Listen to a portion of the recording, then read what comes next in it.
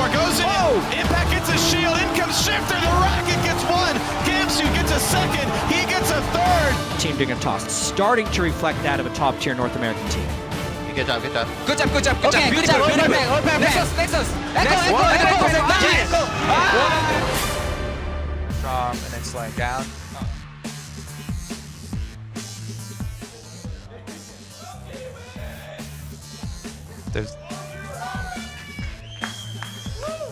Hello, I am here with Coach Rico of Team Dignitas. Now, you guys have started out this split really well. Dignitas, though, they have a history of starting out really strong and then slowing down as the split goes on. What are you doing this time around to prevent that from happening?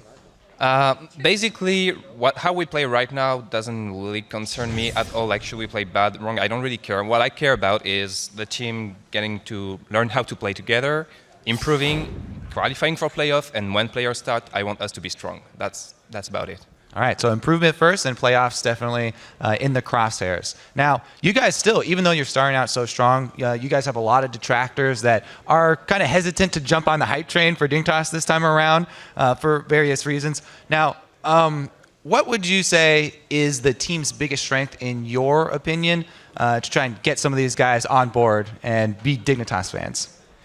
I mean, we have strong lanes. Everybody is able to carry. Top can carry, mid can carry, bot lane can carry, jungle is here to support everybody. So I think that's our main strengths. Like, some teams just rely on like one big player, for example. We don't. I know everybody can show up when it matters, so I think that's our biggest strength. All right, that's definitely a good strength. You as a coach specifically, when working with this team, what's your main focus? Like, do you focus mostly on pick bans, overall strategy, bringing in VODs from other regions? The main thing we are working on is our communication, our shot calling, our team synergy, the collapsing, the vision, like all this is what we focus on. Picks and bans, other regions, everybody is so passionate about the game in the team. We all watch LPL, LCK, always, like, we watch the game together, we discuss the game, we plan pick and bans like for an hour, we sit in the living room and we're like, okay, what are we gonna do? And I just try to lead the conversation and make sure we make the good decision. All right, how confident are you today taking on Team Liquid, another team that you guys are tied with? It's going to be a tough game. I honestly think right now Team Liquid is the strongest team in the region, but we definitely have the strengths to take them if we play the game correctly. All right, we'll see if that pays off. Congratulations. Now we are going to send this up to the guys at the desk to get it started. Thank you very much, Kobe. Yes, guys, it is time to tee up our final game of the day. It's Team Liquid versus Team Dignitas. We just heard a mention from the Team Dignitas coach, but this High now... praise. Yeah, high praise. Certainly two very good teams tied for basically second right now. This is a battle between two of the grand old teams of the LCS. They've been here every single split. And behind the TSM CLG rivalry, this was the other big hot matchups in Season 2. Yeah, Team Dignitas versus what was Curse. And both of these teams, they've gone through quite a few iterations since those early days of that rivalry.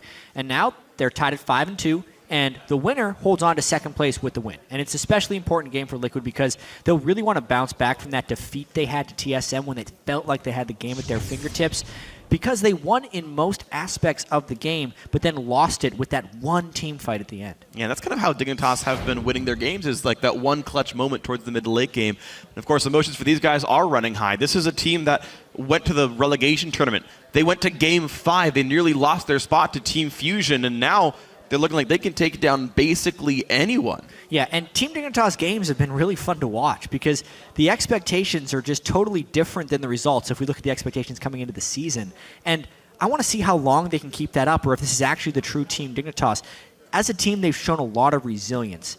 And I do want to talk about Helios because within the team, even though he's only been there for 3 LCS games, he is a very prominent voice. And I feel like the team is benefiting greatly from his shot calling with decisive initiations.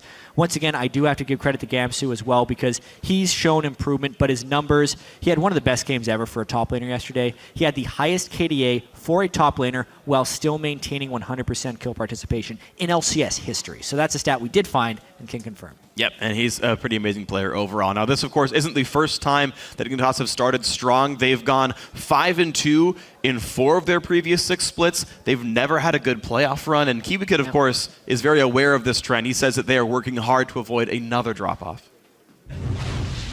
Usually Dig always does well like the first half of the split. Like right now, like historically, this has happened like at least 5 out of the 6 past splits, and then somehow we drop off the second half of the split and sometimes end up in relegation, which sucks ass. But yeah, I mean, I'm hoping it doesn't this trend doesn't continue for this split. But yeah, that's generally what happens. But I think we just need to not get complacent. I feel like maybe that probably I should take that advice the most. And yeah, complacency is the enemy. Yeah, he actually, I mean, we had the actual stats. He guessed it within one. Yeah, it was 4 times at the last 6 splits. Well, 4-4 and 3-5 are their 2 worst starts to a split. The other ones have all been 6-2 or better. So yeah, good starts overall. Yeah, we'll see if they can keep this one up this time around. We're going to check out the starting lineup for this one on the blue side.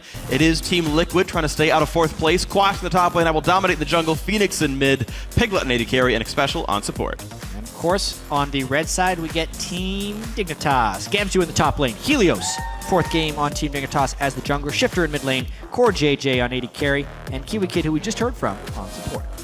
And we talked about the how much these rosters have changed over time. Right, that was one of the things we talked about introing the game. Kiwi Kid is the only remaining Dignitas member from the Season 3 roster when they joined the LCS. Back then he was a top laner. He's actually, I'm always impressed by players who can switch roles in professional play and maintain a high standard of play. Kiwi Kid's been, I think, a very good constant for Team Dignitas the whole way through, which to me is very impressive. Yeah. He's played with probably about 10 different players on the roster at this point, maybe even more.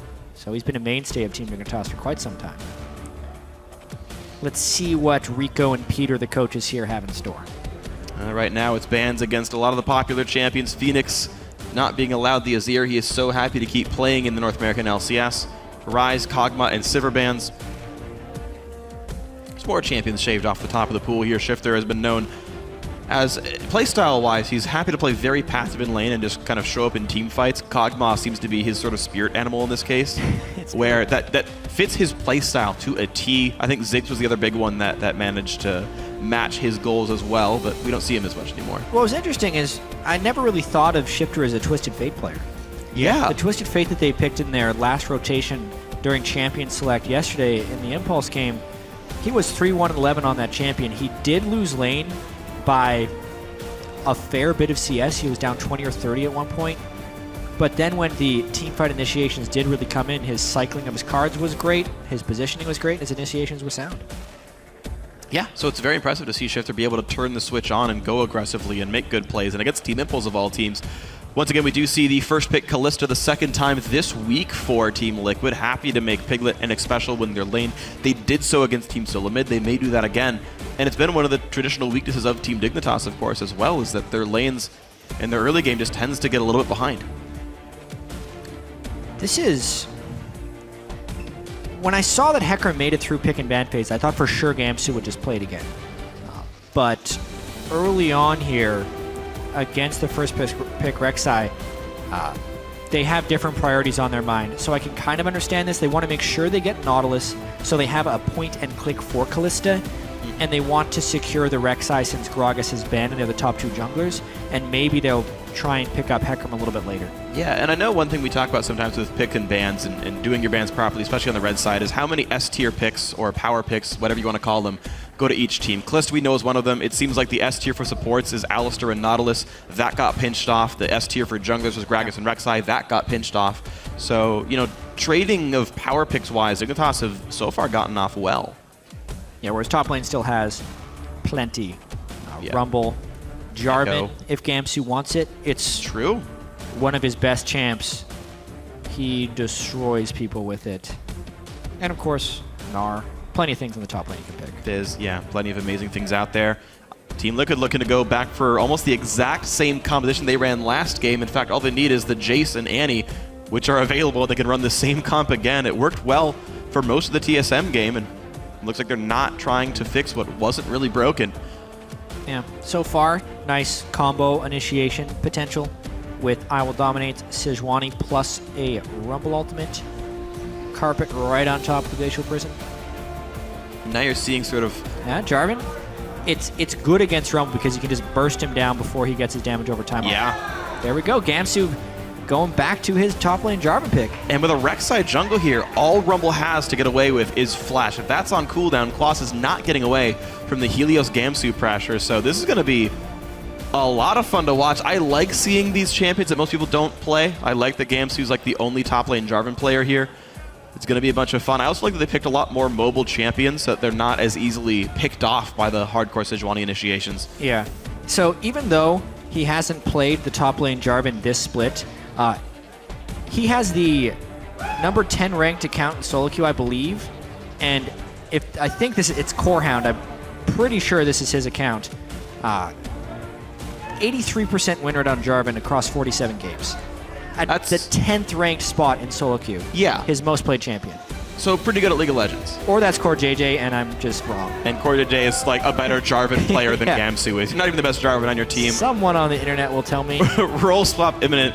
Either way, Team Liquid have picked 4 out of 5 of the same champions as last time. Phoenix will once again play mid lane Jace. This time around, Xpecial would rather land hooks than teddy bears. The Thresh comes through for him, but TL playing the same game they did against TSM. Yeah, still a lot of comfortable champions. We saw the synergy with that team comp working pretty well together.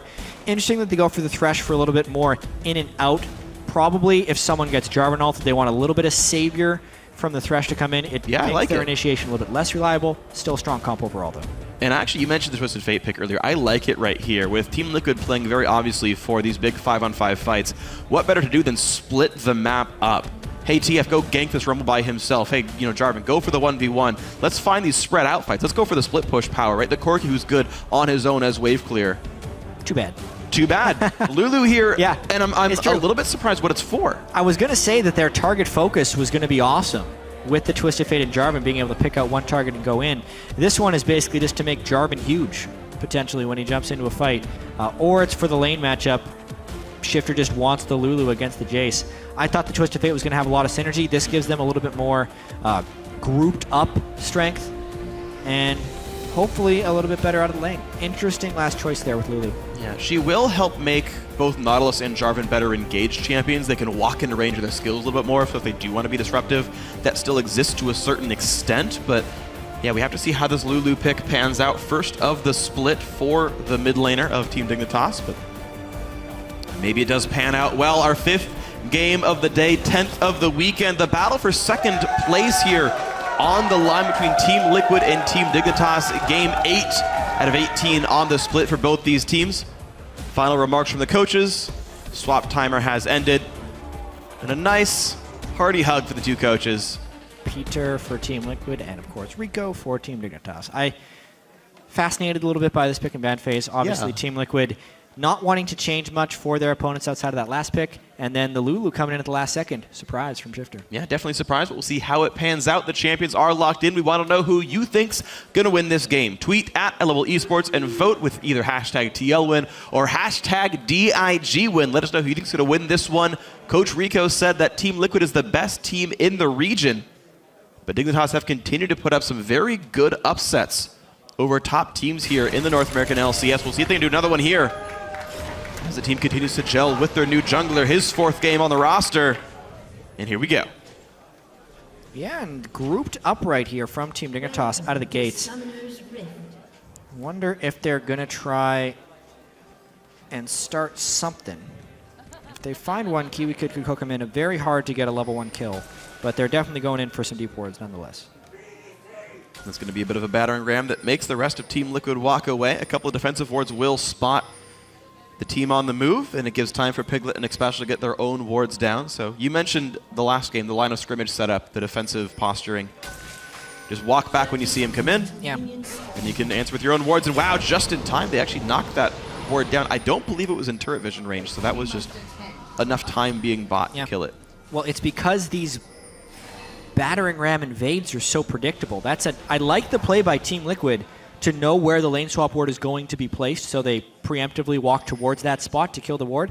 But beyond that, they gave better ward positioning to Team Liquid by trying to get the ward position themselves. As soon as they did the invade, Piglet was able to walk in the backside. They got their 2 wards down. They were also not killed, so more knowledge is actually in the side of Team Liquid because Team Dignitas decided to do that invade. Yeah. Less vision or not, Dignitas did guarantee that there was going to be some vision at the very least. We'll see if that gets used at all. Team Liquid will be double jungling the bot side. Their dual lane is here as well, which means they're not going to get... Interesting. Okay, they are going to get a Krug start for the Kalista. Yeah. Similar thing for Gamsu with Helios. I'm just kind of seeing what the attributions are. No jungle starts at all for Dignitas. There is one for Team Liquid with a bit of golden XP going in for their dual lane. And then out to the lane they go after killing the small Krug. And they will have a small experience lead and gold lead for the Team Liquid dual lane heading into 2-on-2, a matchup they had won yesterday already. And I feel like it might continue to go well for the blue side. Yeah. Bit of a mind game going on with the wards as well, though, because Team Dignitas placed deep lane swap wards and then decided to run bottom anyways, which gives him that 2v2. We'll find out what the problem is, obviously, very quickly. Kiwi Kid, I was just told, having problems with in-game sound. So they'll troubleshoot what the sound issues are, and we may be very shortly back into the game. A couple of cheers in the audience. Let's go Liquid from these people. So more fan support from all their favorite teams. That's always nice to hear. But yeah, earlier to the game, all we have are the team comps. And again, yeah, Team Liquid, very team fight focused. Not a lot of, I guess there's some individual playmaking with the Thresh. They can definitely pull people away. Again, out of the Jarvan Cataclysm, a pretty big thing. Yeah, no more than they would have had yesterday, though. I mean, with the Annie is the only change for Team Liquid from their team composition yesterday. So 4 out of 5 people playing the same champion the whole week. Yeah. For Team Liquid. I'm looking forward to see if they can pull off the same type of leads they did yesterday against this very different Team Dignitas lineup. Yeah, well, so far it has been impressive. And of course, Dignitas amidst some changes with their new jungler coming in, and change is never easy, but Kiwi Kid says that Dignitas' recent adjustments are for the best. I'm really happy with the way our team's progressing, and I think Helios fits in really well, so I'm happy. And I kind of do miss Ziggy. Like, I actually did talk to him quite a while, but, you know, just... I guess things just have to change sometimes, and yeah, I miss him, but this is how it is, and I'm happy the way things are. Kiwi Kid sounds like the kind of guy who just becomes good friends with everyone who's on the team, right? Like, yeah. All the time we've talked about this guy, I guess things have to change. I was really good friends with him. That sounds like exactly what he said when I'm a Cutie Pie stepped off the team, right? Yeah. It's a cute thing that he has good working relationships with all these guys. And to talk about the change from Azingi to Helios as well, I was actually pretty skeptical when they did the change because they had recently found success with Azingi. Yeah. Obviously, all of those games were Zac games, and it was also after a split of not very good Azingi matches. But then, beyond just the numbers within the game, we had a stat yesterday, obviously, that in the 2 games that Azingi had, the 4 games Azingi had played, he was 5-1-5 in the first 15 minutes. And in the 2 games that Helios had played, he was 1 kill and 2 deaths. So it was kind of clear that Helios wasn't able to get involved early on into the game, at least in those 2 games. He even tried yesterday without much success. Yeah, but the thing that we obviously can't see with those stats is just what type of impact the player is having within the team. And the difference between Team Dignitas' coordination near the end of last split or even the very beginning of this split and the Team Dignitas we saw closing the game quickly against Team Impulse was night and day. And a lot of that does come from Helios. He is an experienced shot caller, incredibly vocal, and I think it's a big step forward for the Team Dignitas organization. And as you heard the players say, like, look, this feels really good. Rico just wants the team to learn how to play together. He feels good about the lineup. Kiwi Kid very similarly says, yeah, this is the kind of lineup we want to have. This feels like the right team. I'm happy with our progress. And with the, if you want to call them upset wins that Dignitas have had so far, it definitely looks like what are the makings of a good split. And optimistically, could be the team's 2nd trip to the World Championships this year if the upward trend continues, but a long way to go till then. We start with the 2-on-2 matchup in the bottom lane. That Piglet should be having a small lead for and would hit level 2, I believe, 1 minion early. Yeah. I'm interested in the top lane matchup this game in particular because just top laners in general, even it seemed to really come into focus at MSI where the teams with the best top laners were the best teams. And it's beginning to happen a little bit in this North American LCS split where high-performing top laners are pretty much always leading to victory. There's a lot of different variables into why this is, and this isn't necessarily the avenue to get into that discussion. But because of the recent emphasis on top lane and how important Quas has always been for Team Liquid, not to mention Gamsun's on an assassin now top lane. It's how he plays Jarvan. Full attack damage, assassinate people. The snowballiness of this lane can transition to the rest of the game very well. a lot of how junglers can always kind of pick their battles, but they're underfarmed. Because of the teleport and because top laners are bringing more damage now, they also get to pick their battles with teleport, but they also get farm. So there's these monster threats in the game, and I'm looking forward to see which one succeeds in this match. And without a lane swap, they're definitely going to get a whole lot of golden experience, unlike that Impulse game a little bit ago where the top laners were pretty well held back. But this is going to be a nice hook into a good flay. KiwiKid losing a lot of health on the trade. Piglet's passive, you miss things in Fog of War, not doing any further damage towards KiwiKid.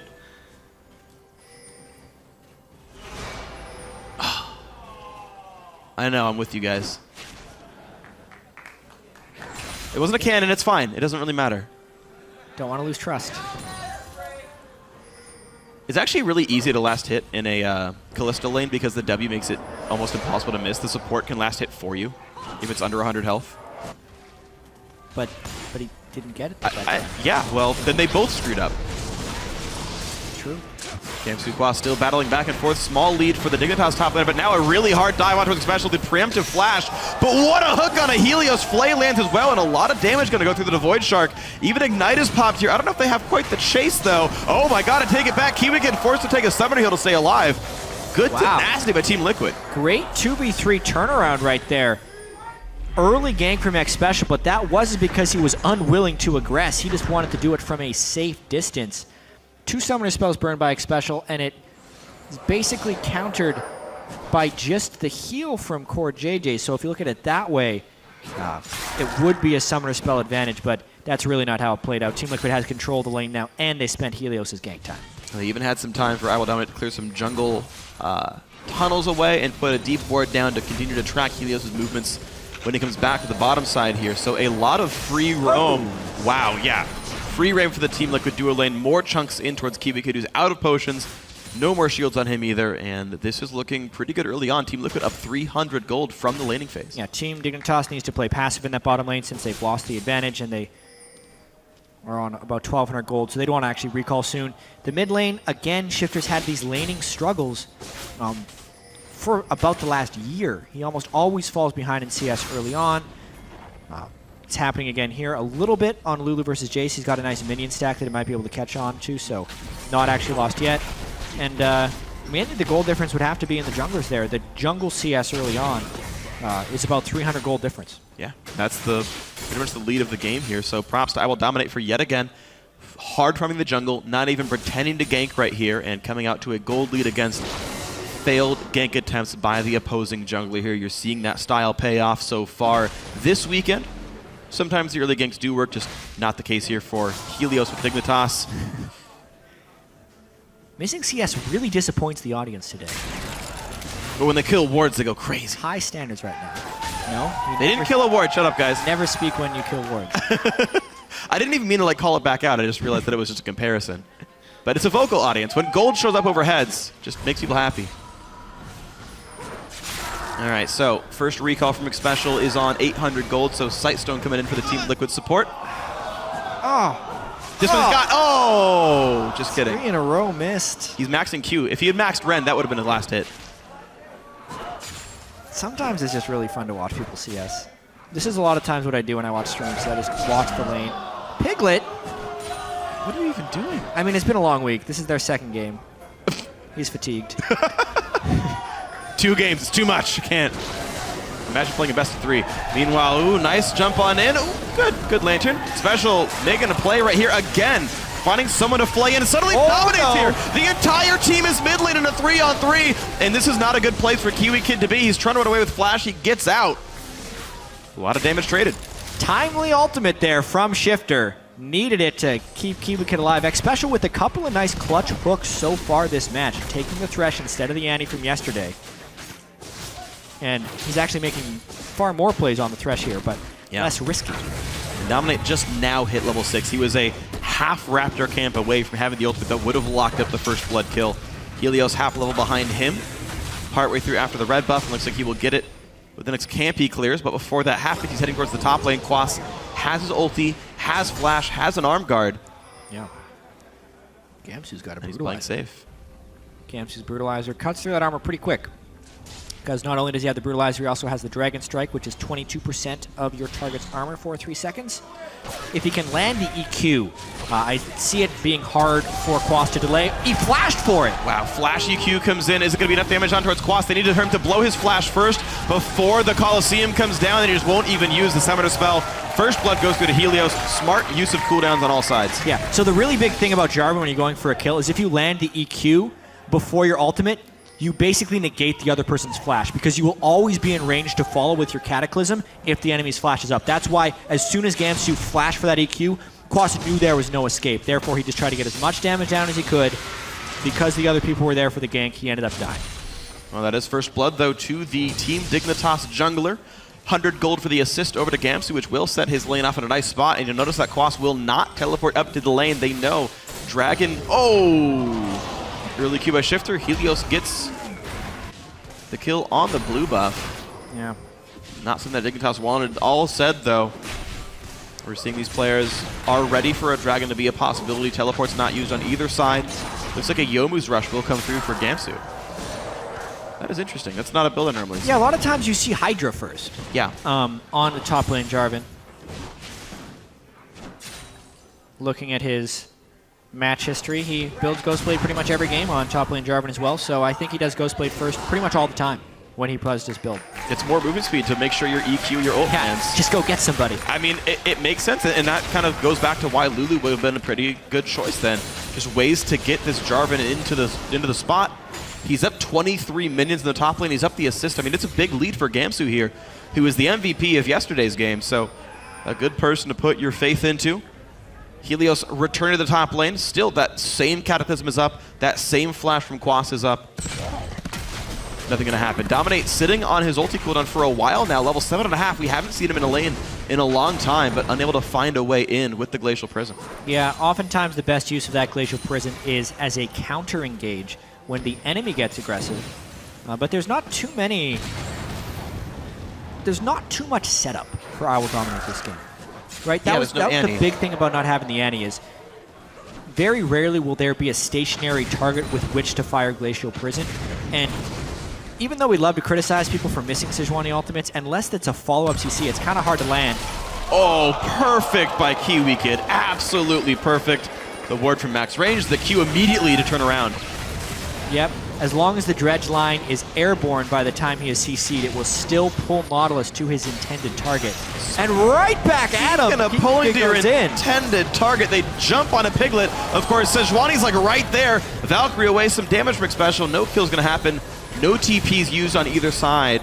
2 Summoners burned, and the extended time for I Will Dominate. Brilliant aggression thus far from Core and Kiwi Kid. And they're staying aggressive. Sejuani is still just staring there. But with no ultimate and no flash, there is no threat. Wow, and it just gives time for the Rek'Sai of Helios to run around the map doing whatever he wants. I mean, this is scary aggression, but it is the correct choices here from Dignitas. I want to see Special Flash just to pull him into the turret range. Like, flash into the hook and pull him in. That would have been like the LCS big play there. Reverse Mad Life someone. If only. Flash into a skill shot on purpose. Yeah. That'd be a sweet play. Dredge line just, it splits the distance of the pull, so that would be really hard to pull off. Flay into hook like maybe it gets So this is what Dominate wants. Dominate wants to counter gank. And he's on a ward. Helios got seen This waiting is in a Tribe real Rush opportunity here. for a counter gank, but there's a lot of damage. Good flash by Quas and a lot of damage towards Helios. Forced to flash back on this one. Yeah. That's some respect right there for the damage from Jarvan. Quas needed to flash that EQ or he was going to get instantly bursted, but at the end of the day, the counter gank only nets a flash trade. And it means the flash is gone from Quas, and Gamsu's flash will be on a different timer. Oh, true.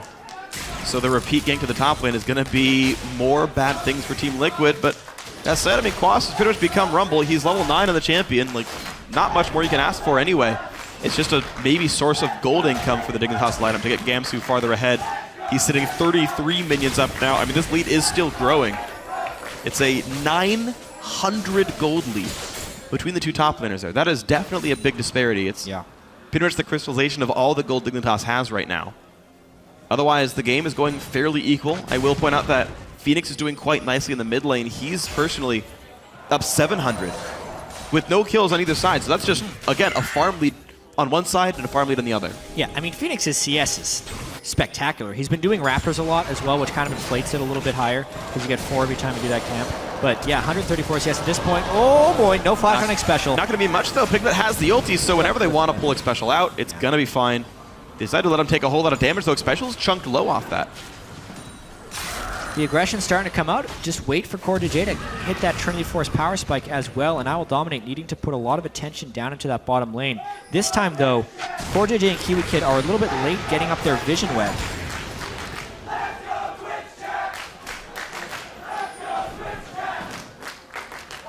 Right now, if we're talking about aggression, there are no deep wards from either side. Sightstone is here for Helios, but any play you make, you don't know if the jungler is there to kill you. We've seen that almost backfire for Dignitas when they went for the top lane fight a minute ago. Bottom lane not quite willing to dive on in because they don't know if Dom is there. He in fact was, so proper temperance. Helios now is spotted top side, so Team Liquid could force bot lane. As Helios takes the scuttler down. Such a massive CS advantage growing in that mid lane. Phoenix about to hit 150 before 15 minutes, so 10 a minute pace. Shifter not even level 11 yet as well. You know what's funny about that, actually? He can probably tax Dignitas' Raptors whenever he wants. Just like take 2 of the small ones with a shock blast. Anytime he shock just blast. Be like, yeah, I got some gold. It's going to get at least 2, 20 gold each time. Yeah, although it doesn't look like he has kill threat on Shifter, it's just Shifter's missing a lot of CS because of the way he has to shove the wave. Another cannon. Yay. Yep. Equalized wave, and it's a 36, if my math is correct, minion lead. Look at this, though. Team Liquid happy to help Quas out. Gamsu taking actually a bit of damage. He has not gotten any magic resist yet against the Sword Shoes here with X Special and dominate there. There's a risk. Gamsu sniffs it out. He's going to recall to stay safe. Look at the coverage that he has up here. Double pink wards. And the one spot he didn't have warded was where Team Liquid actually approached from. So spidey sense, I suppose, from Gamsu to know something was there. I guess that's the only reason Quas would actually be able to shove to the turret to begin with. Yeah. Based on the coverage Gamsu had. Because he knows Quas has no wards based on the pinks, so yeah. How else would you feel safe? A big network of tunnels here in this top jungle. Helios can always ult to one side of the map when the cooldown comes back. Kiwi Kid again roaming to this side of the map. They've actually, it's one of the good things about Corki AD carry, also Ezreal. Your support can leave the lane and you're going to be okay. So CoreJJ left alone for a significant portion of time for the second time this game. And that hasn't been a detriment to him at all. Instead, it's actually been Kiwi Kid able to grab assists for his roams. Yeah. And based on the team compositions as well, Team Liquid's actually pretty okay just farming this one out for a while. Yeah. Rumble and Jace and Sejuani will outscale the Jarvan, Rek'Sai, Lulu combos. Not to mention Kalista versus Corki. Like pretty much every role on Team Liquid has a scaling advantage once they hit max items.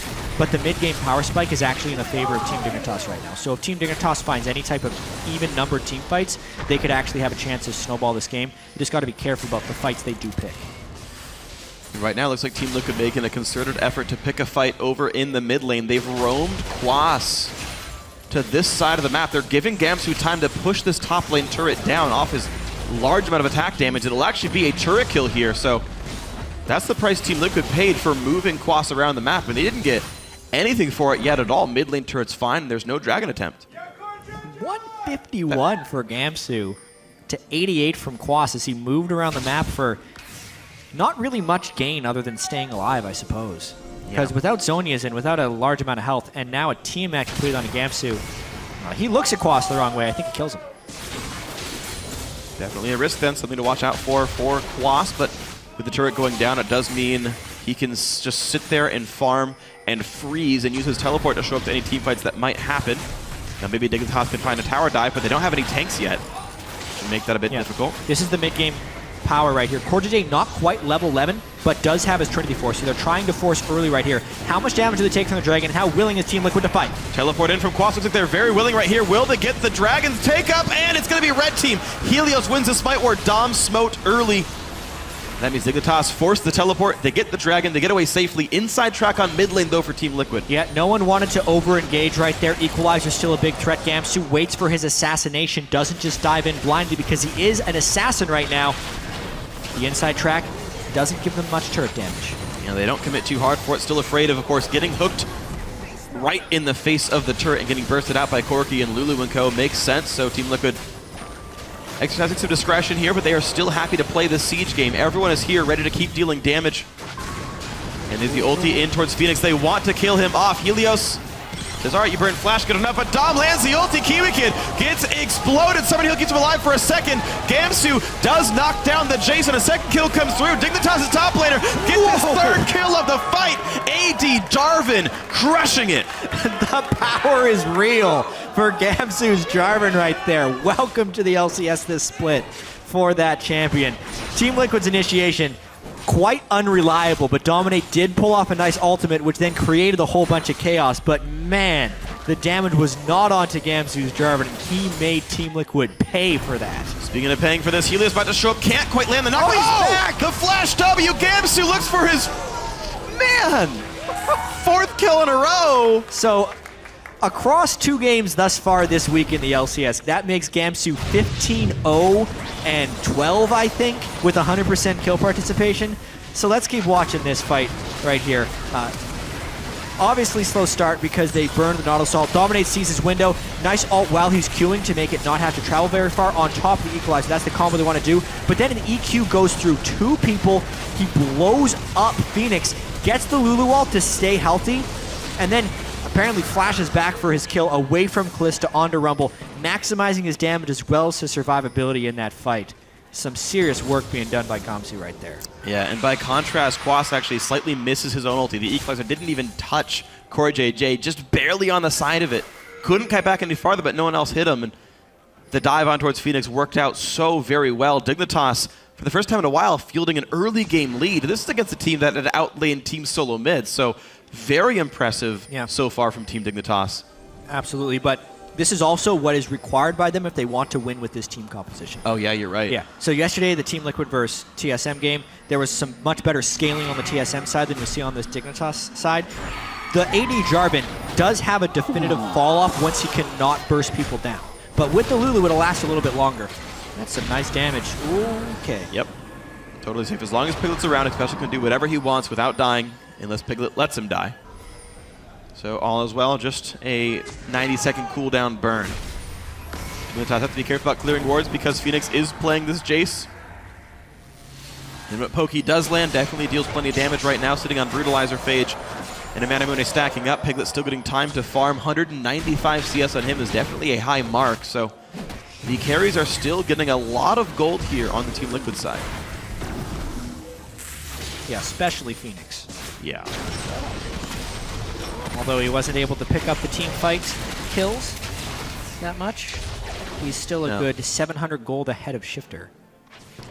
I think it's interesting actually looking at the Jace builds, because the old build was Brutalizer into Last Whisper. You'd upgrade Brutalizer into Cleaver. And that made sense, everyone understood that one. Most recently I've seen Phoenix go for this build now twice. He doesn't go Last Whisper, he instead goes for the new Black Cleaver, I think just because of the 20 CDR. Even though it's worse armor pen and worse damage and more expensive. Yeah. I think the 20 CDR and the health are the valuable enough stats. So for those Jace players out there. Especially if you're going to be team fighting. Yep. Oh man, Piglet though. Okay, yeah, he doesn't have time to run. He didn't pop it, so Dignitas able to limp away with just a little bit of health. The catch on him works out. A lander for special to save Dominate, but another kill picked up. Dignitas continuing to find picks. Yeah, Nautilus, that's why you pick him early against Kalista. Click on Kalista. You did it. So Piglet ends up getting CC'd right there. Or JJ kills him. Sorry, I just like that one. Yeah, this is, unfortunately, for the record books, Gamsu no longer has 100% kill participation for the weekend because his bottom lane made a play. You know what? Kalista's undead doesn't count. How can you really kill the undead? Still counts. No, statistically. Shh. Let it go. Nope, not gonna let that one go. I'm just kidding. Yeah, so there's Phoenix trying to tax away the Raptors, but they're gone. However, because Shock Blast reveals, he actually shot it from the right range for it to explode in the middle of the camp, clear the marker, so he'll know when Raptors respawn, and he can do it next time. Yeah. So many cool things Phoenix can do. I actually like this mid lane Jace pick for like little things like that. Yeah, there's definitely going to be some debate now that Jace, with the buffs to put 6 points in his normal skills, the pros and cons about running him mid versus Varus. They're very similar champions, but there's definitely these small differences. Varus, more spammable poke. Jace, more impactful shock blasts. Yeah. The Better rotation. acceleration speed. gate as well Yeah. for Jace, the potential burst and turret take from Jace versus the powers of like CC from Varus. Definitely seen a lot of Jace play this week though, and Phoenix showing us why some of the quirky little things you can do with him. Impressive stuff for the man, definitely. Even despite the 0-1-0 scoreline, CoreJJ, though, still playing the poke game quite nicely. Sort shoes done for him, plus the Triforce. Rockets pushing around Xpecial. Dignitas had gotten the first Dragon off of better smite timing by Helios. We're looking at Dragon number 2 right now, and they're looking to first clear the mid lane wave. Gamsu is in the midst of such an absurd power spike right now, especially with the Lulu. Not to mention the Trinity Force Sorcerer Shoes level 11 power spike from CoreJJ. There's just so much going for Team Dignitas on top of their 5,000 gold itemization lead that they can completely dictate the pace of this game right now. So they really need to make sure that they control the waves, take smart objectives, really go for fights if they see the slightest opportunity. Yeah. Team Dignitas has such an edge right now. And most recently, we saw Dignitas make a very curious choice. They had the inside track on Dragon. They had it basically for sure. And they said, hold up. Let's ward up Baron first. Make sure that is safe. So a more cautious call just happened here. Hook nearly lands, but won't. And Dignitas take the last minute of the game to clear away a couple of minion waves, put wards on Baron, and go back for Dragon. Aside from a few hooks that Xpecial landed early, he has missed a large number in a row, or they've been dodged by Team Dignitas. Yeah. Or either way, there's always someone sidestepping, but because that's the only real way Team Liquid gets a nice initiation outside of Dominic completely committing himself, it's making it so Team Dignitas really has freedom in rotations here. And the fact that Dignitas aren't getting hit by the poke very much either, it's almost like CoreJJ's landing more damage than Phoenix is. So, you know, I like the idea of a comp where like we can hard engage or we can poke you off objectives, but Phoenix is not poking them off objectives. Dignitas, as you said, getting free roam because his things aren't landing. At least not with enough frequency here. So 2 Dragons to 0, more split push power as Quas just getting the scraps. He's down 94 minions in the 1v1 matchup. His turret's been dead for a while. Hasn't been able to freeze anything. Gamsu getting farther ahead, just finishing Merc Treads now on this AD Jarvan. Shifter does get poked pretty hard, but not enough to be meaningful. Wondering what the next move will be for them. I feel like the mid lane turret is what Team Dignitas wants to take, but it's just really hard for them to push in through the Jace. Phoenix putting in a lot of work this game. Yeah. Still the highest farm in the game by a long shot.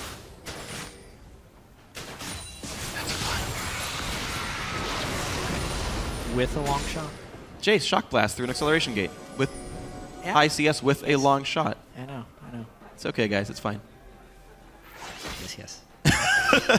So, very fine. Baron, not really. Baron being set up by Team Liquid now. Nice pink ward by Xpecial. Certainly a much slower paced game, a very strategic one. And this is kind of what Dignitas looks like without the early deficit. They are happy to keep playing the objective-based games. The wave clear is good enough from Team Liquid that just not a lot is being committed to. Mid lane's being cleared constantly. Top and bot have already been killed off, and pushing for tier 2 often quite difficult when you consider how good Team Liquid's hard engage is. Yeah. So Dignitas forced to play a little bit patient and getting slowly rewarded over time. I think a lot of it is just in prep time. They may just be waiting on more dragons, or just for a little bit more in itemization before going for a Baron Force. It's also relatively risky to funnel into the Baron Pit against a Jace of Phoenix's farm level right now. Just because one Shock Blast while you're doing Baron can basically take the team to half. Not to mention Gamsu's just been playing the side wave game. I'm surprised they're not using Gamsu to force more team fights at this point in the game, because there will reach a point where people's just natural health and armor make the one shot not as real of a possibility. Absolutely right. I mean, his tankiness will be okay because of Lulu, but in terms of being a burst assassin, it's not like he's Zed or Talon where you can kind of stay ahead of the curve. So you're right, the ticking clock exists if it's far away it now. Dignitas still looking for maybe a play to make. You mentioned the Shock Blast damage. Last I checked, it was going to do 560 damage on an accelerated shot. Damage has gone up slightly as the Yomu's Ghost Blade comes through, so still delaying the Last Whisper, but Muramana Combine has come through as Phoenix has fully stacked the tier. Man, Xpecial just a hair off for the last 25 minutes of this game. Yeah. 6-1 the scoreline. Dignitas still playing the rotation game. The minion lead between Gamsu and Quas is now over 100 as he continues to find a lot of split farm, and yet the rest of his team is still getting the same numbers. it's not like he's sacrificing everyone else's farm for his own. Just all the waves keep getting farmed. Yeah, they're doing a lot of split push, side wave control, and some jungle cleanup. Overall, though, we're kind of seeing some of the flaws in Team Liquid's team comp as well of not having reliability within their initiation. So they're not getting, even if there is a small window for them to get a team fight, they have to land a skill shot to get it. And they haven't been able to do that, which has given the freedom to Team Dignitas. They're backing up now again to shop for all the farm they've been doing. Yep. I think it's about high time Team Dignitas goes for a fight. I agree. Oh. High time, Hydra time. Either way, Gamsu with the Ravenous Hydra now in. 3 major items completed now on the Jarvan top lane. Locket's been done. Giant Spell picked up for Helios. Shifter, I think, is sitting on a sizable amount of gold, 1,800 for him, so it's either parts of Void Staff or a trip towards Ludens or Zhonya's could be his next purchase, but a lot more ability power is just waiting to be grabbed by the Dignitas mid laner, and a minute and a half on towards Dragon means he's got to shop sooner rather than later. More mid poke coming through, and Team Liquid still playing tenaciously. Piglet will knock down the first turret kill of the game for Team Liquid. Only the second thing grabbed by this team. 1 champion kill, 1 turret kill, otherwise not getting anything but minions all game. Took about 150 accelerated shock blasts, but eventually Phoenix took down the turret in the mid lane. Ended up being Piglet who actually did most of the damage, but that's the result of 29 minutes of mid lane pressure from Phoenix. Still maintaining 10 CS per minute to get that down. That's the foothold that is keeping Team Liquid in this game, is Phoenix's ability to clear waves from range and outfarm Shifter so heavily. But it does look like Team Dignitas is a little bit lost for what to do at the moment, something that they've been very strong at in the games they've played since getting Helios, and especially now with the lead, they're just not really pressing it. It's like they're waiting for Team Liquid to commit so that they can respond. They're trading objectives a little bit here. Team Liquid got to the top lane outer first, but Dignitas had already committed Corky to the bot lane. He is still actually pushing up against Rumble, farming Krugs in between the waves, but bot lane turret, I think, is taking meaningful damage right now. But keep in mind, TL could TP. Quas burned his ultimate to clear a minion wave to keep this turret alive, but the 4v4 is still too much for these guys. The threat of teleport giving Team Liquid more room to push in. Yeah. They've equalized the turret score. And if Team Liquid doesn't, if Team Dignitas doesn't execute a team fight properly, Gamsu can die fairly easily. The damage has been built up on Team Liquid. They can blow through Gamsu's assassination build fairly quickly. Team Liquid's done a lot to get themselves back into this game due to Team Dignitas' inactivity. But this is going to be the play right now. Gamsu looking for Quas. He has a Zhonya's Hourglass flash burn. Zhonya's as well. Nowhere else for Quas to go, but it'll buy time for his team to show up. Mid lane turret will get chunked out by Core JJ and crew. Now it's a 5v4. Team Liquid only have 1 retreat path available. Spotted up by Helios. Will not get punished, but mid lane tier 2 could still get picked up, so Dignitas able to roam Core JJ into mid to knock some turrets down. A good move by the red team. Yeah, that was a nice call right there. Abusing Quas and how far behind he is on Rumble. Gamsu, you know, Quas couldn't really play it better. Flashing away from the EQ and then Zhonya's the damage on the Cataclysm, basically negating the burst of Jarvan, but because of where he was when it started, he's just completely down. Team Dignitas picks up Dragon number 3. Good job by Dignitas. They built themselves a lopsided matchup for a turret push. Corky up into Rumble, and it manifested in 2 turrets eventually going down off some good rotations. Teleport is down now for Gamsu, though. Even with Dragon 3 coming down, we're in a sort of a state of the game where Baron can be an objective, so the teleport lead certainly can matter here. Piglet will continue to scout what he can with Sentinels, but this game slowly but surely sliding in the way of Team Dignitas. Before, their wins were, well, you know, it was a good capitalize on like a mistake by the enemy team, but still maybe not the cleanest win for you guys. But here, with control from the very start and very few mistakes overall in the game, it's looking like a good game from Team Dignitas. It is. It's been clean. Very, very clean. Oh! Thought Shifter might have been able to get him there with the Glitter Lance, but Pix did not stick there. Also note, Gamsu just picked up a BF sword. The last item in his build is an Infinity Edge usually, so he's going to continue to get more assassinati. 35 crit chance, Jarvan the 4th. They know they got Piglet low and burned his flash. They're just going to straight up start going for this Baron. This could be the catalyst for a team fight. Shock Blast can come in, I Will Dominate can come in.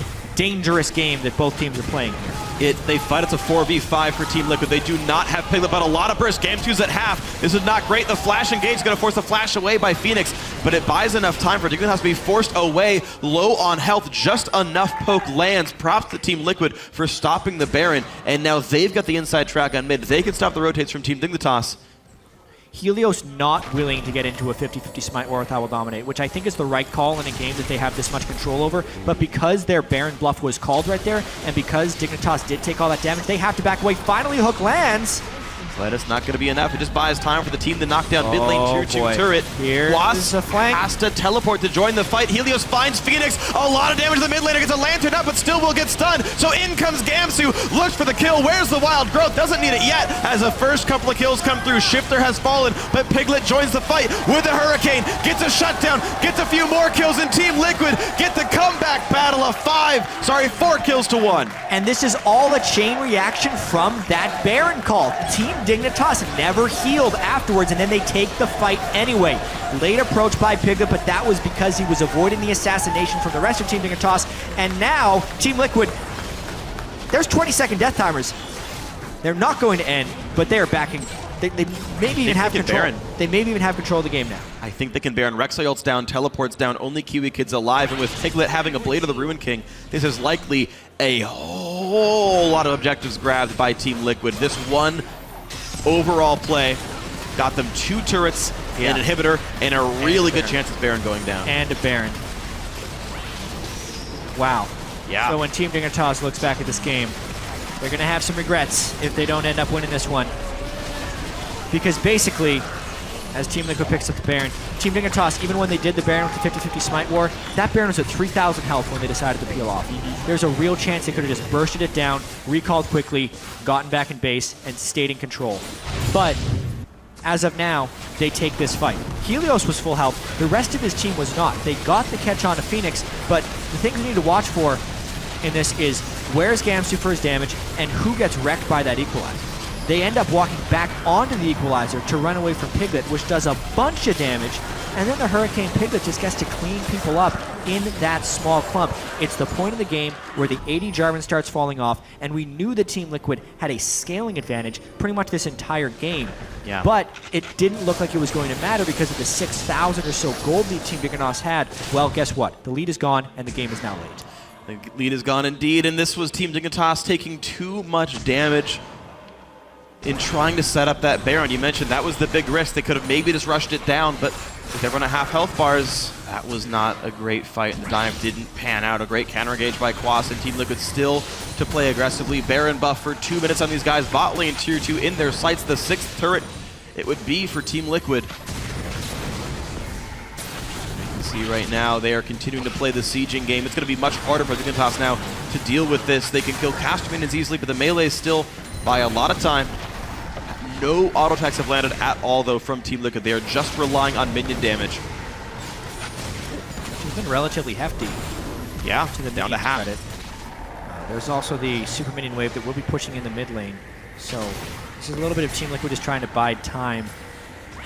Perfect for Phoenix to keep throwing in shock blasts as well. Big mid lane wave, though. It's a double super minion wave with about 6 casters on it, so that could be an actual turret kill. Oh, yeah. Just from the If wave. Team Dignitas doesn't go back to base right now, they're going to lose a Nexus turret. So they need to recall, they need to get back, clear that wave quickly, but then also make it back so they don't lose their inhibitor turret. They may have waited a little bit too long. Gamsu, look at all the work he has to do for that one. Not the best coordination since that Baron call. And a good hook and a flay on Helios means he's going to get chunked down to half before the fight even starts. Really nice stuff there by Team Liquid. Inhibitor turret and Nexus turret both down to below half HP from all of this. They are still playing aggressively. 45 seconds left on the Baron buff. And there is more to gain here from the blue side. Even a big top lane wave as well. I mean, just minions are crushing Dignitas right now. Bottom inhibitor turret will go down. The inhibitor soon to follow. Team Liquid off of one good call gets so much in this game. I mean, they're trying to get revenge for what happened against them at TSM, but Nautilus ult goes in. Inhibitor's not yet down. They really want to stick around for one more wave. That inhibitor needs about a hit to go down. And they're going to get it. Piglet with the acceleration gate to retreat through. Nicely done. 2 inhibitor kills for Team Liquid, and just like that, they're now winning in gold, winning in this game. What a wacky and wild weekend this could be for Team Liquid. Their TSM game they had the advantage for about 80 to 90% of the match. Then one bad team fight went the way of TSM due to some Team Liquid mistakes. They win the game. Here, Team Dignitas, slightly different story because they had a mid-game power spiking team composition. Team Dignitas was doing their thing. The game got a little bit late. They made a somewhat questionable Baron call, but more so the team fight they took after the Baron call was capitalized on by Team Liquid. And now, look at this. Team Liquid could win the game despite losing for most of it. 38 minutes in, but the tides have absolutely turned because they've killed 2 inhibitors with a better scaling team composition. So now we're sitting in a game where the Dragon buff has finally gone over to Team Liquid. As you say, the better scaling team composition. I tend to agree here. But we sit in a game with equal gold. Dignitas, forced to stay in their base for a while, though. Neutral objectives are all off the map for the next 4 to 6 minutes. Dignitas forced to play defense, though, and slowly gain levels. And if Gamsu gets a few crits with that Infinity Hedge, Kill somebody. it's going to kill somebody real quick. That's a... 390 attack damage. Yeah, that's a little bit of attack damage. He crits for like 750 damage. Yeah, but he had those 4 kills 25 minutes ago, and they weren't able to translate that into a quick win.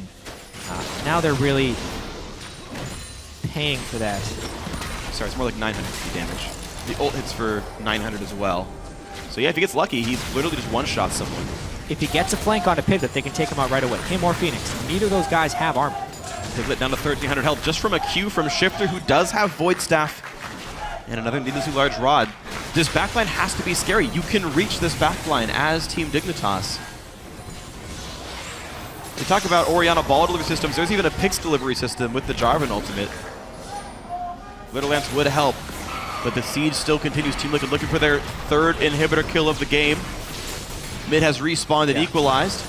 Nice decisive shot calling here from Team Liquid, though. They know that they just need to chip away at this turret because there are super minions on the other side. And they do not want to overcommit because the threat of a Gamsu flank is the way for Team Dignitas to get back into this game. And you can see that the wards are actually quite strong from Team Liquid. They can spot all of the flank paths. Yeah. There is a ward that would allow a flank teleport, but that's it. As long as the fight remains heads up and the Sejuani ult can hit the people approaching in and the Rumble ult can lay down the carpet to make dives difficult, everything is fine for Team Liquid.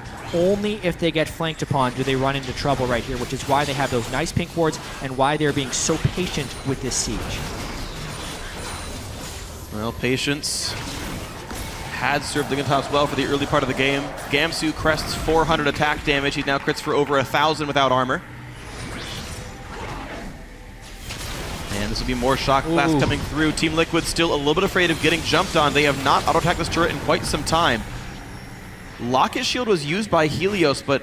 If enough people leave for the minion wave, Team Liquid could just go face tank this with the Sejuani and get a few hits in with Jace and Kalista. It might be enough to take the turret down, but they have to be very cautious. Another chunk hits Gamsu. Good shield by Shifter to block the damage coming through. We can see maybe one more attempt. Bot lane has been pushed out a little bit, but it's right under the Nexus turret again.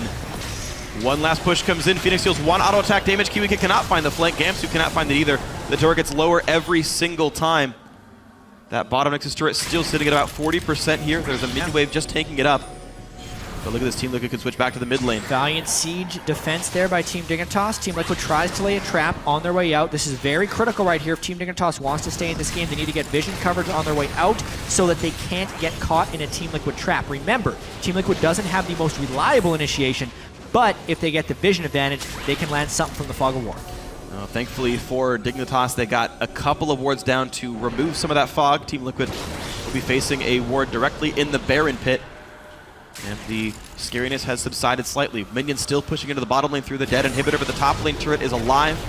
Gamsu has teleport. He'll be the man to defend this most likely. And you can see this turret getting lower and lower thanks to the minion damage coming through. Team Liquid once again black out Baron Nashor, and with that they will start the attempt. Helios not yet in a position to steal. Gamsu forced to walk across the map with 5,000 health. Is a pretty low number. It's going to be the attempt in for Baron, picked up safely by Piglet, and the battle has begun. Hook misses from Kiwi Kid, dominating the front line, but chunked out pretty sizably by the Corki and Lulu. Yeah, they go for the immediate recall. Against a Kalista, unless Team Dignitas is able to get the fight right away, that Baron is gonzo. But overall, they get their inhibitors back. This is just Team Liquid playing it very slow. They knew they had the Kalista secure if Team Dignitas did brute force check. They also had the acceleration gate to run away if Dignitas did try to come in. Really, Team Liquid playing this super smart, knowing they have the Baron buff, knowing that this game can continue to scale for quite some time and they will probably be okay, knowing that the next Dragon will still be up and there's 2 exposed inhibitors with which the Baron minions can help them with. Yes. Smart calls to stay in this. Team Dignitas, they kind of need to make something happen. Nice sweep, maybe they get a pick. They're gonna find I will dominate, and the Hex comes in to deal a lot of damage. The hook lands as well. Dom lands the stun, and he's gonna kite back for a bit of time. The ulti's gonna land onto Phoenix's Jace. More kiting from Team Dignitas. Gamsu is on the chase. He looks in, finds the back line, looks for Dom. There's the wild growth, there's the dunk, but not enough damage coming through. CoreJJ trying to participate. A triple kill for Shifter. Quas, the last man alive. Shifter loses his life, but a quadra kill means the ace comes through for Dignitas. I've seen this one before. What a ballsy fight right there for Team Dignitas. Back against the wall, 5 Barons on the other team, and they just go for it. Gamsu flies all the way in, they kill all 5, but because they lost 2, they might not be able to get too many advantages here. The death timers are long, 45 minutes into the game right here, Freak. Let's see what they can get. 35 seconds on any major respawns right now. Special can't defend by himself, so Dignitas, what can you grab? Helios healed, he home guarded, he ulted back in. A 3-man push. Helios to tank up the inhibitor turret, 15 seconds on Special. This should mean an inhibitor, and I would guess a dragon on the backside of it as well. The crazy thing is, Freak, the teleport is up for Quas. 5 dragons would be a realistic type of win condition for Team Dignitas if they just pick this one up. So it's pretty much get that one inhibitor, run to dragon as fast as you can, then get back to base and try and defend. This was so critical. This is a bit of a strange thing. So I Will Dominate gets caught off. This would be a great corridor for Quas to throw his Rumble Ult down. It would have stopped the fight right away. But they hold, and as soon as Dignitas gets out of the corridor, it's go time. They burn everything to get Gamsu, and he flashes EQ onto both squishies. So critical. Then Lulu ults for the knockup, but Quas is also zoning with Equalizer to keep this fight somewhat close. If Gamsu could have gotten off one more hit or so, everyone on Team Dignitas stays alive because he was doing so much damage in there. What a crazy fight. Team Dignitas got the dream combo from Gamsu, knocking up both squishy physical damage targets with that Jarvan twice because of the EQ and then the Lulu ultimate. And now the items start to diverge. Even though they're getting outscaled, they won that fight because of the outplays. Absolutely That's great. what happened. Yeah, and this is the thing this is why I said deja vu. Team Liquid had a game. They were winning against Team Solo Mid, and a bad team fight, an outplay, where they engage in the tanks, and Team Solo Mid wins the fight with a great flank from Bjergsen. Team Dignitas, for most of this split, have been getting outscaled and getting outplayed and losing the early mid game, but something happens, they get the outplay, and Dignitas wins the late game fight that wins the game. Lo and behold, here we are 45 minutes in, Dignitas gets the outplay that wins the game. A whimsy on a Kiwi Kid to get some ward control to set up maybe for the next Baron that spawns in 2.5 minutes. Yeah, all of the inhibitors are respawned. They're still going to be at mercy to the poke. The other things that have been true about this game are still true. Phoenix, though, okay, he just finished the Last Whisper, so he's max item on Jace. Piglet, I think, is going for a Randwinds, probably, to try and withstand... That or Sunfire Cape. Actually, no, it's not. It doesn't build out anymore. Or a Rylai's Crystal Scepter. He can do anything with that giant spell. Or Warmogs, yeah. Yeah, it's probably a Randwinds. Yep. And when you're getting dunked by Jarvan, it's the best item you could buy. Pretty much. Although, with the Quadra Kill Shifter God, there's a chance to get dunked by the Lulu now that he has Ludens and soon to be Lichbane. That would be a pretty threatening Lulu. Oh, absolutely. This is interesting. They're just going to go while Rumble's not here. What an aggressive call. Hard dive comes in. They look for a special. They're going to get a lot of damage on him, but gets pulled back by Piglet, who's already killed off Gamsu. He survived it. A trade kill back on I Will Dominate, but look at the damage coming out of Lulu. 2 for 2. Junglers and supports dead on one side. Top laner support dead on the other. Yeah, Team Dignitas trying to replicate yesterday when they did not have Baron and they did a turret dive to end the game. This time it doesn't go quite as cleanly. There's tankier members on the other side. Because Gamsu and Kiwi Kid are down with these long death timers, maybe the window's open for Team Liquid to counter push, but obviously with these super minions, maybe it's just a failed dive, and Team Dignitas doesn't have to pay for a very aggressive call. Yeah, we can see the hardcore dive. They spend so much damage on Especially, who just isn't killable. So basically, Rumble wasn't there, and Team Dignitas thought they'd get a quick hit to blow these guys up, but Gamsu goes so deep that he's never in range for the Lulu knockup afterwards, and I don't even know if they'd want to follow through that because the Equalizer is going to lay it down. Basically, Sejuani Ultimate stopped anyone from being able to follow. unless they're actually bursting down Dominate or something, that I don't see that particular engage working. But luckily for Team Dignitas, they're not really punished for it. Pretty much everyone in this game is max item or close to it anyway. So we're just going to kind of stall out now for either the next Dragon or the next Baron. And that might be the case then. Next Baron spawns in a minute 12. Zeke's Herald has come through for a special. Double Bloodthirster on Phoenix and Piglet. More life still coming through as well. Piglet, by the way, has been buying Elixirs of Ruin because it gives health this game. He's like actually just buying a bunch of tank stats to survive Jarvan Burst. That's why he hasn't finished his Radwins. Yeah. He's been buying too many Elixirs. That's what he had actually, but it just timed out during the last replay, but he was running around with Elixir of Ruin, and I don't think it was for the turret damage. Yeah, it makes sense. The only elixir that gives you health, as you It's said. absolutely not going to matter against Jarvan And it is a at all. Warmogs. A Warmogs. Lulu's Okay. too fed. Thought he Yeah. was going to go for the Rylai's, man. One of those items. Yeah, does it even affect his W? I don't think so. There'd be no reason. No, I think she's one of the few champions with no AP ratios. If you face called someone, they'd be slowed after they're knocked up, technically. Yeah, support scaling. Yeah. Oh, does that have to deal damage? I don't think so. I think Maybe it does it have does. to. That's not important No, right it's now. not. What is important is Team Liquid pushing down this mid lane, and it's still really tight. Gamsu going to try and get a turret, but these are exposed inhibitors, and Team Liquid would be able to go in. Remember, reliable initiation is the name of the game right here, so a hook would have to land, or Dominate would have to get a nice Sejuani ultimate down. And the question is how much kiting, how much wave clear does Dignitas have? Because look at how much Gamsu is pushing. He has 400 something attack damage. There is knocking down turret. There is no go button for the Team Liquid team composition right here, which is why this split push is smart. Unreliable initiation means they cannot safely go in for an inhibitor trade right here because they could lose the game if the dive was failed. This way they're trying to back away. Even if they're going to lose the turret, they at least want to hold their inhibitors. But now with Baron being pressured, we're in for some fireworks. This is scary. So Gamsu with the Elixir of Wrath doing plenty of damage to the inhibitor. He's pulling two members down. Quas and Piglet are there trying to kill him out, but that buys time for the rest of Dignitas to take down Baron. They're going to get it cleanly, and in he goes. Whoa! That was a kill. That was a kill. Solo. Good. 1v2 onto Piglet. Lands the knockup, still trying to run. Gamsu's got nowhere to go, but who cares? Baron got picked up, and it's now a 4v4 with a missing AD carry. Spectacular split push. Warmogs, it's not going to save you against Infinity Edge crits from that Jarvan.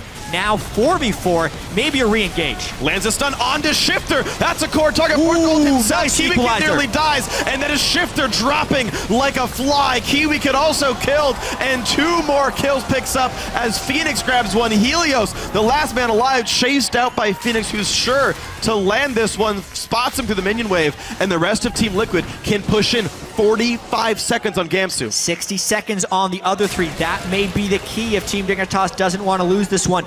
They forgot that Phoenix is really big right here. They thought there was a fight without the AD carry, but that didn't matter. Team Liquid had two of them. What a game this has been. Helios trying to stall as much as possible. Ideally, he would have came in behind to get rid of the minions, but because Team Liquid followed them up, they're safely going here. This is at least one inhibitor. If Team Liquid plays it safe, they go for two. If they play it aggressively, they go for the win. They have tanks, but only one marksman dealing meaningful damage But here. Phoenix Here kills they are go. really fast. Yeah, Quas does a lot of damage with the Elixir of Sorcery as well. Gamsu's up in 6 seconds. Helios goes in, buys time by knocking around Dominate, but they're still moving in. 4 Team Liquid seconds. to close the game. 2 seconds on Gamsu. If Liquid fails this, the game's going to end from a teleport. Gamsu walks in. He looks for Phoenix, gets plenty of damage with the I Will Dominate stun, buys a lot of time. Guardian Angel on Gamsu means he's still okay. 1 kill picked up. Phoenix running for his life, but Helios is on the chase. Will they go? A good play from Rick Special. Locket shield is on. They land the knockup. The Team Liquid support's gonna maybe die for this one, but Gamsu's still afraid of Phoenix's damage, and he's gonna wait for his team to respawn. Piglet has left the base. He's joined his team in the mid lane. Gamsu will not go for the TP play. I just have to say, yet. I love the fact that Gamsu sold his Frozen Heart for the GA for that exact moment. It's a 5v3. Here's the Rek'Sai flank. Home guards. Helios and Gamsu are coming. 5 versus 3. This could be the game. Piglet trying to kite. He kills the off chase. Helios. They go for Expression, but he's not the target you want. He dies anyway. No fates called for Piglet. It's a 2 versus 4. Onto the mid-hit they go. 280 carries alive. The minion wave is trapped for Team Dignitas, so they'd have to face tank these turrets. This one on the bottom, though, that minion wave is a little bit closer. Still longish. Death timer's 15 seconds on Quas or so, and 4 people for Dignitas pushing strong, trying to win on their Quas side. will have equalize before the Nexus falls. I feel Dignitas 4v2. There's no front line. They dive in for Phoenix. A lot of damage on a Jace. They knock him down. 4 versus 2. Quas respawns. Can he buy enough time? Piglet's out. Down towards the Nexus. 53 minutes. Dignitas take it home. What an amazing finish and an amazing game right there, Freak. These were two teams that were 5-2, and we were wondering if they would be top-tier North American teams.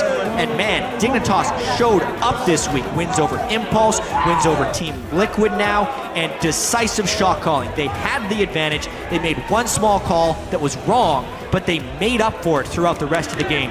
Gamsu was a god this week, and it was such a thrilling game to watch. Absolutely amazing. Team Dignitas were one game away from being evicted from the North American LCS. Instead, they end week 4 in second place. They've beat Team Liquid, they've beat Team Solamid, they've beat Cloud9, they beat everyone who finished top 4 last split.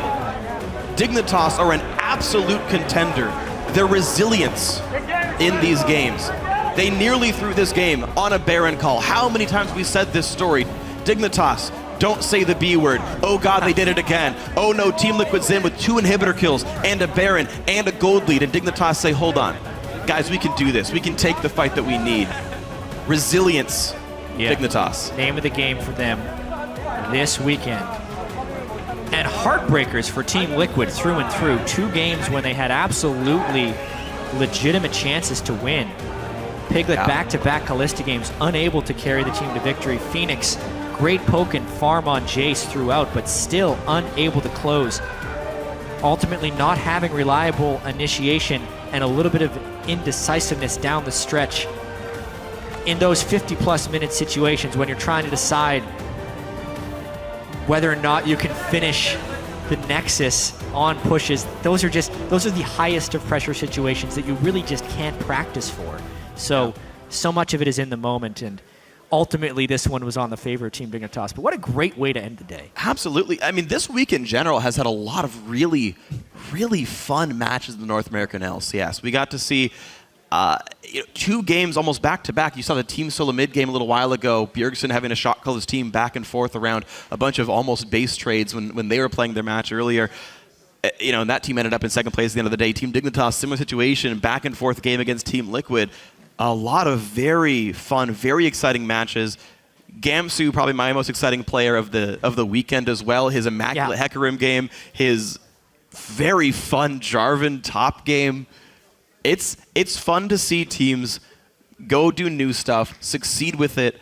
The 180 of Dignitas just in general has been impressive. Yeah, they're now 6-2, which is just a little bit mind-blowing because they were not even close to that last split. So huge improvement being shown from them. The question will be whether they can keep that out throughout the rest of the year because they've had some very exciting and close games this week. Yeah, I think they've close to tied the number of wins they had of the entire last split, and we're not even halfway through this one yet. So very big props to Team Dignitas. But from now, we're going to hear what the pros have to say on that match. We've got Rivs standing by on the red side.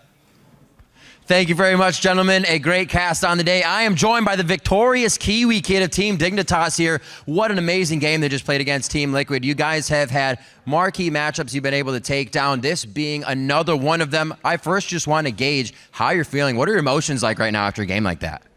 Man, I don't know if I'm coherent. Like, I want to hold you, but I kind of don't want to because it's not as professional. But man, I need somebody to hold me, I guess.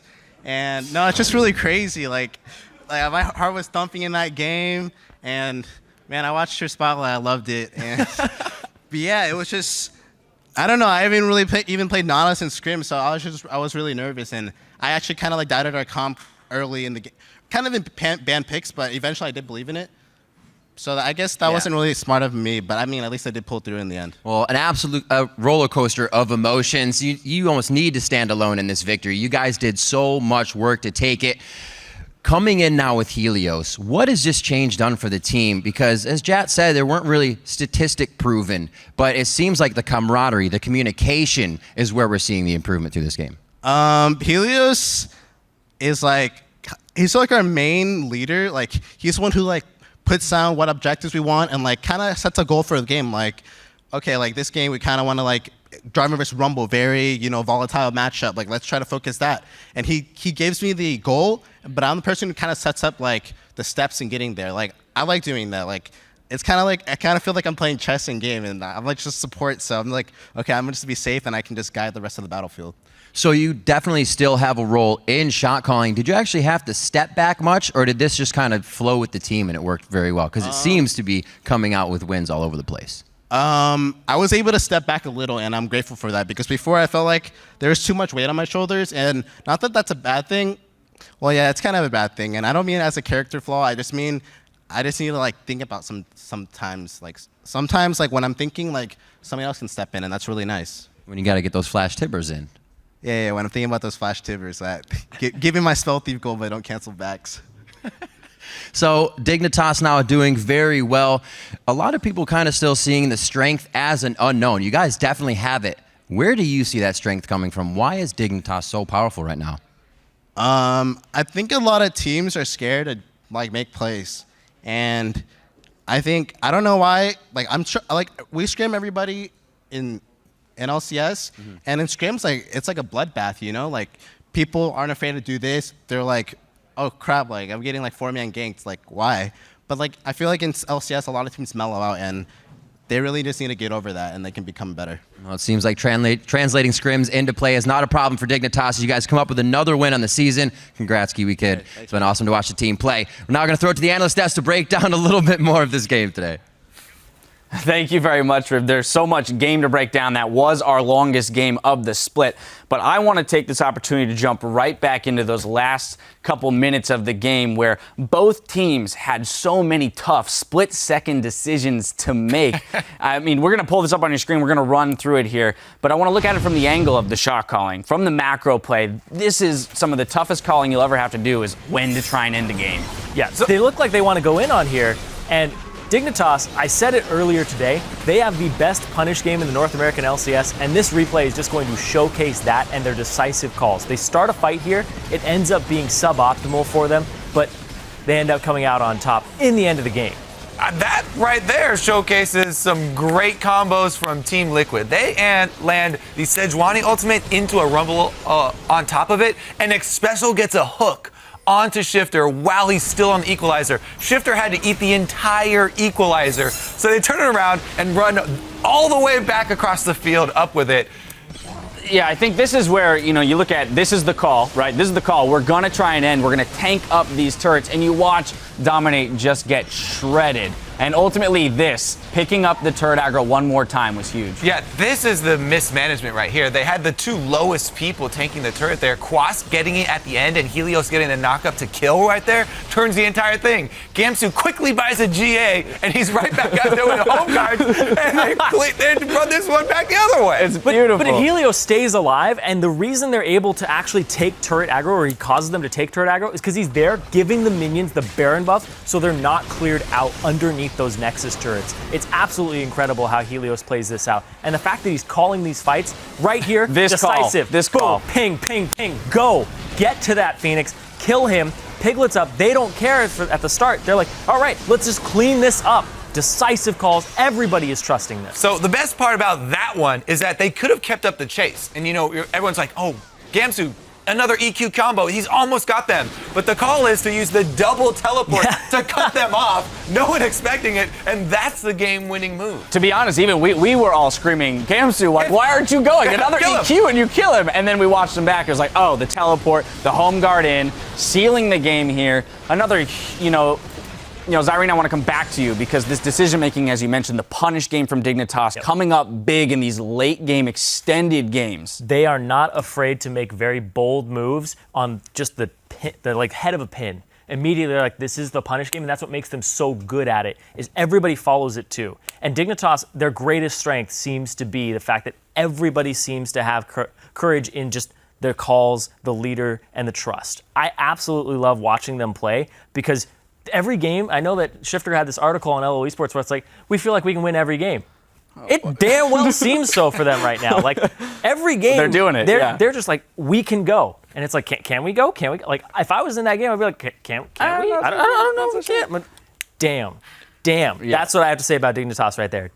Damn. All right, I want to slow down. I want to roll it back real quick, Kobe, to the beginning of the game, because we saw solo laners for each team get really far ahead, Gamsu being the big one. And you had that conversation with Rico earlier about how all of the lanes can carry for Dignitas. This game, it had to be Gamsu in the top lane. Right, so we had the whole beginning of this game planned before all the crazy barons and back and forth went on. But this was a very clear game plan from Dignitas from moment one. They've got a very volatile top lane. They've got the Jarvan pick comboed with the Rek'Sai pick really, really early, and they have Helios concentrate up there. They even have the pink ward in place. They call Kiwi Kid up for the roam. It's perfectly executed. They get the early lead on Jarvan, and then there's this one team fight in the middle of the map early on, and it's actually because of a reinitiation by Dominate. Gets a little bit too close under the turret aggro, and they end up taking a couple turret hits.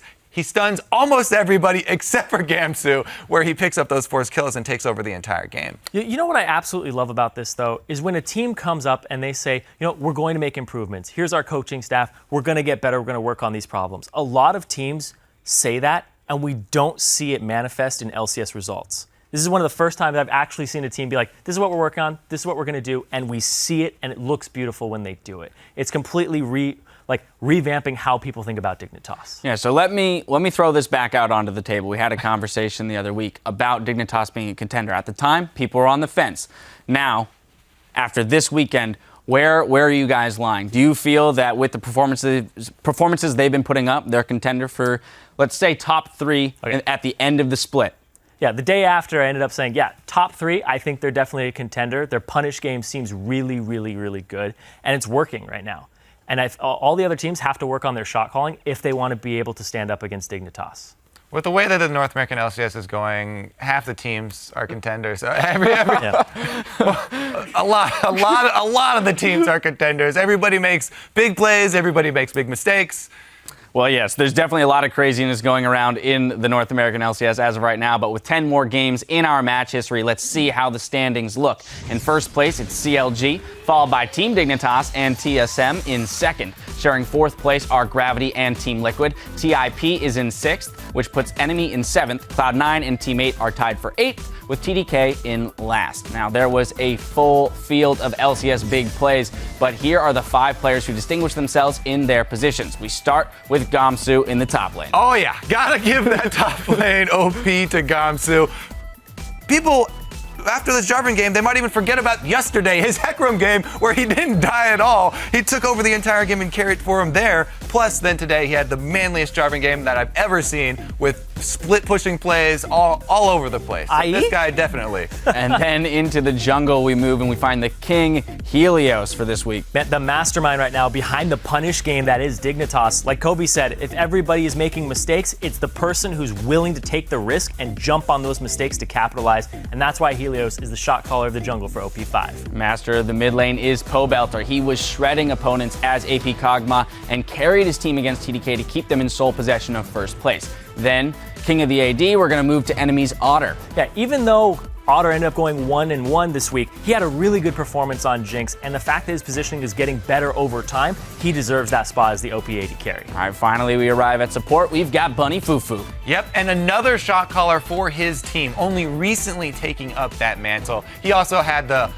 constant thresh plays that we're used to seeing from him still very evident in his game. We got very solid score lines for him, but the player that stood out from the pack this week was Gamsu. He had a record-setting performance this weekend with his Hecarim game and helped his team hold on to second place with a perfect 2-0 week. And his Jarvan game today can only be described as man mode. Good God, this guy jumping into fights. The game plan coming into the game, they talked about it. It's like, well, how about I just kill everybody? Right, that's a better in a blink of an eye. Well, hold on, it does go beyond that because the team strategy, they set up for him. take a Lulu in the mid lane, to allow Gamsu to build his glass cannon Jarvan. This is elevating it from a solo queue strategy to actual team play. So that's the biggest thing for me is Dignitas integrating the players that they have into LCS-worthy strategies. And he's always going to have backline access with the Lulu too, giving him the whimsy. It was absolutely beautiful to watch. Yep, really well thought out and organized, orchestrated by Team Dignitas there. Let's take a peek at what's in store next week, starting with the European and North American Challenger Series on Wednesday. Tune in to see the bright-eyed and bushy-tailed gamers, as well as the grizzled veterans who are out to win their way into the LCS. Also on Wednesday, you can catch an all-new primetime league. Week 5 of the European LCS launches on Thursday, starting with Rokat versus Copenhagen Wolves, followed by the Unicorns of Love against Giants Gaming. Then on Saturday, the North American LCS continues its march to the playoffs with Team Impulse battling Gravity, followed by Team Liquid versus CLG. Now for a full rundown of the upcoming schedule, be sure to check out lolesports.com. Now for myself and the entire live broadcast crew, thank you for watching and good night.